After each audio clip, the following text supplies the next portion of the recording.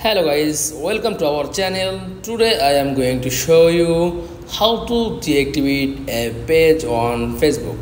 Okay, so let's get started. Then first of all, click on Facebook app and choose your page. Just double click menu and choose your page. Okay,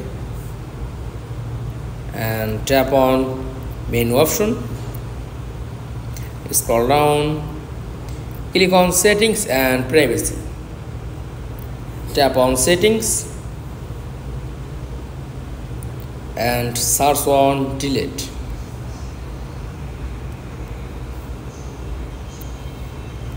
Okay,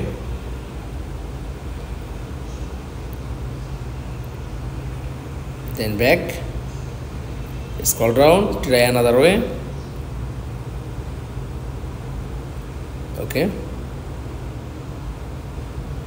tap on access and control. Okay, then deactivate page. Okay, then select, tap on continue and to deactivate a page on Facebook.